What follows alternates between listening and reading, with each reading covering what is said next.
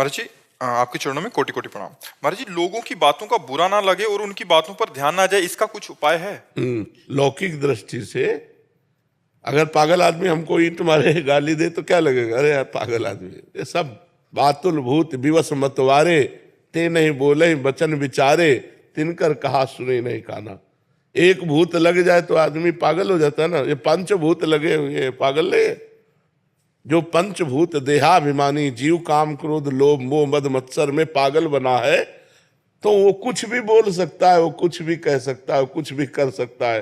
हम लोगों को चाहिए जो अध्यात्म में चलते हैं क्षमा करें, उससे क्लेशित न हो, उनको दंड न दे, पलट कर उनको गाली न दे, गाली को सह ले। यही महात्मा का स्वभाव है, यही भक्त का स्वभाव है, यही अध्यात्म में चलने वाले का यही स्वभाव है। सामने वाले ने गाली दिया, मुस्कुरा दिया।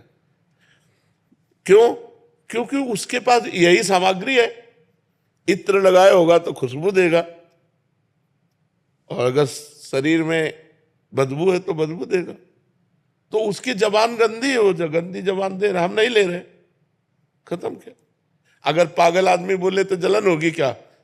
अगर कुछ बोलना भी चाहोगे तो अपना ही मन कहेगा यार पागल आदमी वैसे ही बेचारा मर रहा है, उसको क्या बोलोगे, वो पागल है। ऐसे ही बातुल भूत विवश मतवारे, ते नहीं बोले बचन विचारे, तिनकर कहा सुनी नहीं काना। हमको ऐसे लोगों की बातें नहीं सुननी चाहिए।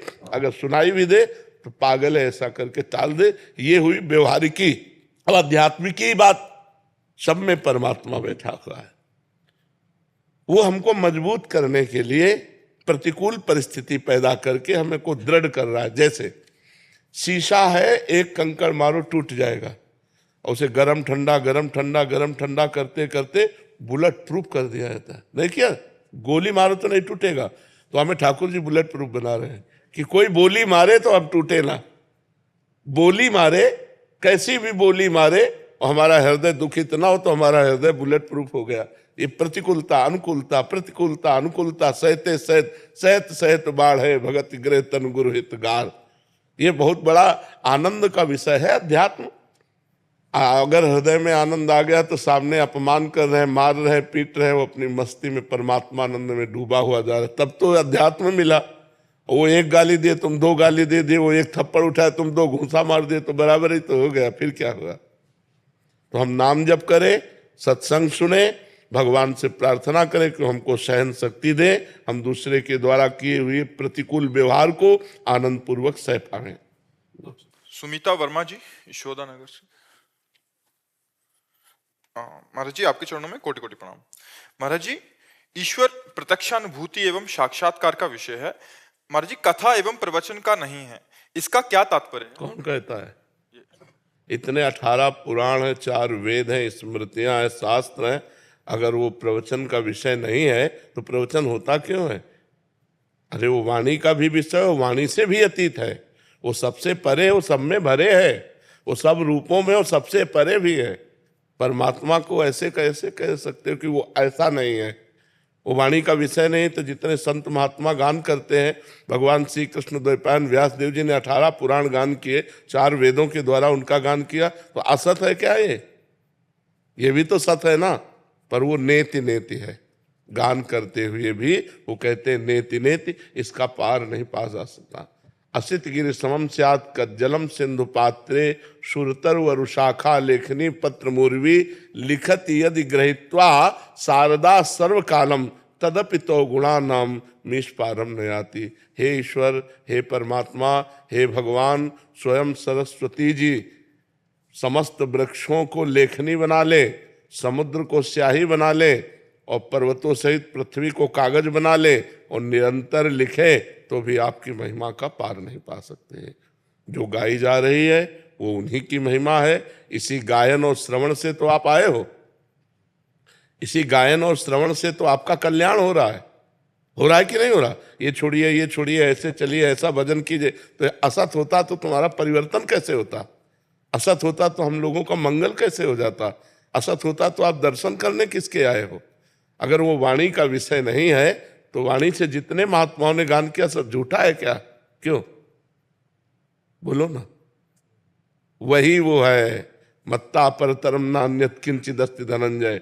बस आंखें ठीक करनी है, वही वो है, सब सब रूपों में वही है, सब में उसी का नूर समाया, कौन है अपना कौन पराया, तो सबको कर प्रणाम, वही है वही है।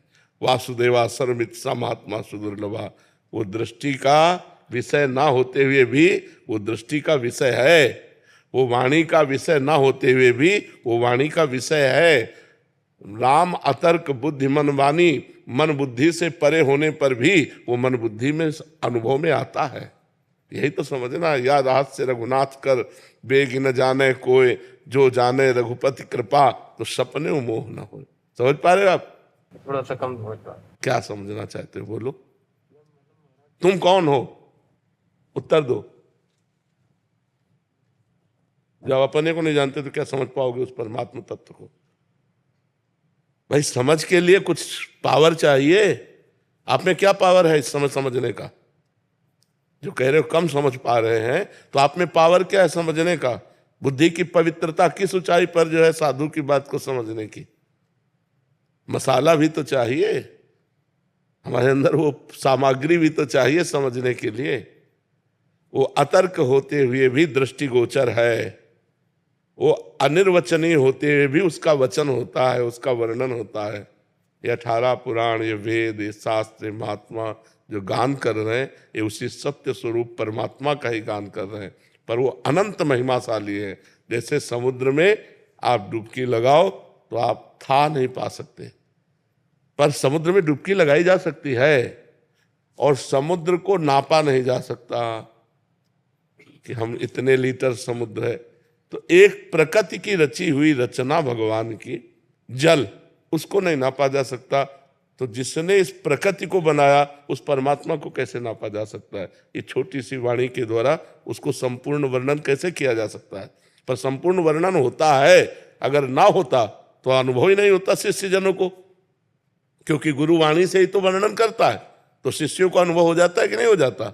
ऐसे हो जाता है। जैसे देखो उस डाल के ऊपर चंद्रमा दिखाई दे रहा है, एक हाथ देखो ना डाल के ऊपर, तो हम देखते तो हमें चंद्रमा दिखाई दे देता है, लेकिन क्या डाल के एक हाथ ऊपर है क्या?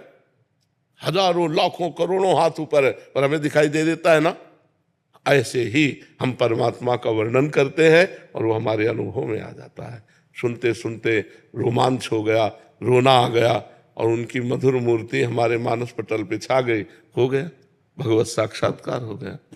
ये जितने भी शास्त्र हैं सब परम सत्य है, एक भी अक्षर गलत नहीं है।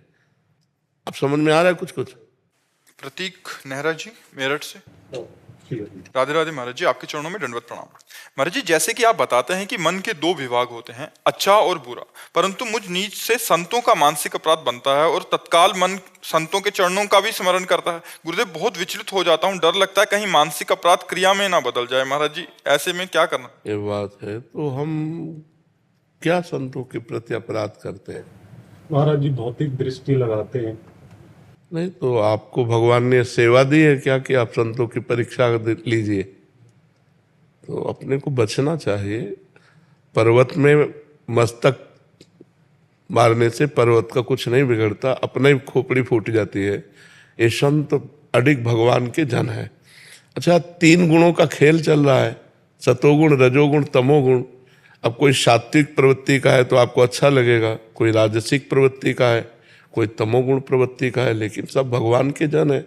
हमको चाहिए अपना सुधार करना है। हम क्यों दूसरे को, जैसे हमें दिखाई भी दे रहा कि ये गलत है, बस हे भगवान आप ही सब रूपों में हो, मुझे संभालो प्रभु, मेरी गंदी दृष्टि दूर हो। दूसरों के कपार फोड़ना है।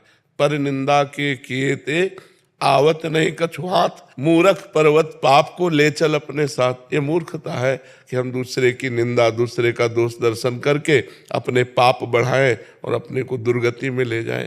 कभी किसी जहाँ ऐसा देखने में लगे कि ये संत गलत है, ऐसा दिखाई दे, वहीं तुरंत प्रणाम करे और अपने मन को डांट। तो दूसरे में भगवान न देखकर दोष दर्शन कर रहा है, और जबकि भगवान कह रहे सातों सब मोहिमय जग देखा, मोते अधिक संत कर लेखा। मेरे से अधिक संत भगवान आदेश कर रहे हैं। अब ये कि संत भी तो मनुष्य शरीरधारी है ना, तो कुछ न कुछ चेष्टाएं अलग अलग होती। वो पूर्व में कितना भजन किए हैं, यहाँ बिना भजन के कुछ नहीं मिलता है। तो हमको प्रणाम। एक राजर्षि है, एक ब्रह्मर्षि है, एक है बिल्कुल अकिंचन, फटे पुराने कपड़े पहने हुए, भीख मांग के खाना, रात दिन भगवान में भजन में डूबे रहना। तो संतों की कई कोटियां हैं। और एक है अवधूत कोटि के, जिनको कोई परवाह नहीं, समाज की कोई परवाह नहीं, शास्त्र मर्यादा से ऊपर उठे हुए, जब जो मनाया जैसी मस्ती उनकी। अब उनको देखोगे तो या तो पागल कहोगे और या तो धर्म विरुद्ध कहोगे। तो हमको चाहिए कि हम अपनी स्थिति को बढ़ावें। देखो, ब्रह्मलीन महापुरुषों को पहचाना नहीं जा सकता। भागवत में पढ़ के देखो, रहुगण कपिल भगवान से सत्संग करता था, लेकिन पालकी में ज्योति दिया सिद्ध महापुरुष जड़ भरत जी को, पालकी में लाके ज्योति दिया, तो पहचान पाया क्या? इतने बड़े महापुरुष जिनका भागवत में गुणगान किया जा रहा है, जो भगवान ऋषभ देव जी के पुत्र भरत जी, और वही तीसरे जन्म में जड़ भरत बने। तो इतना बड़ा सत्संगी कपिल भगवान से सत्संग करता था रहुगण, वो भी दृष्टि में चूक हो गई। उसने साधारण मूर्ख समझ करके उनको पालकी में ज्योति दिया, और जब उन्होंने उपदेश किया तो कूद पड़ा पालकी से कि इतने बड़े महापुरुष, और चरणों में लौट गया और कहा क्षमा कीजिए, मेरे से गलती हो गई। तो संतों को पहचान पाना बड़ा मुश्किल है। एक बार एक ट्रेन में एक संत भगवान ऐसे बैठे थे, अब उनके संतों के शिष्य होते हैं, भगत लोग होते हैं, हर शिष्य चाहता मेरे गुरुजी अच्छी वस्तु पहने, मेरे गुरुजी अच्छी गाड़ी में चले, मेरे गुरुजी, जब मेरे पास इतना तो मेरे गुरुजी है, तो वो भाव रहता है ना। तो उसने सोने की चैन की घड़ी और ये सब व्यवस्था, अटैची सब। तो दो चार बैठे थे नए लोग, तो उन्होंने कहा बाबा जी एक बात पूछे, बुरा तो नहीं मानोगे? बोले नहीं। बोले हम में और तुम में अंतर क्या रहा? हमारी घड़ी भी इतनी महंगी नहीं जितनी तुम्हारी घड़ी है, तुम्हारी अटैची है, तुम्हारा है सब, फिर हम में तुम में अंतर क्या रहा? उनका बेटा कौन सा स्टेशन आ रहा है? बोले अमुक के। बोले चाय पीना है। गए चाय पीने, बोले एक चाय और बनाओ, और पूरे जितने रुपए मिले थे सब चाय वाले के सामने रख दिए। इतने में गाड़ी ने हारन दिया और घड़ी और सब वहीं खोल के रख दिए थे। तो उनका बाबा जी अब तो हम चाय नहीं पियेंगे क्योंकि गाड़ी। बोले अब हम तो चाय पियेंगे, इधर जाएंगे। बोले वो सब? बोले किसी ने दिया था, कोई उठा लेगा। बोले बाबा जी हम तो ऐसे। बोले हम में तुम में यही अंतर है, तुम छोड़ नहीं सकते और हम 1 मिनट में छोड़ सकते हैं। तो संतों की बाहरी क्रियाओं से हम नहीं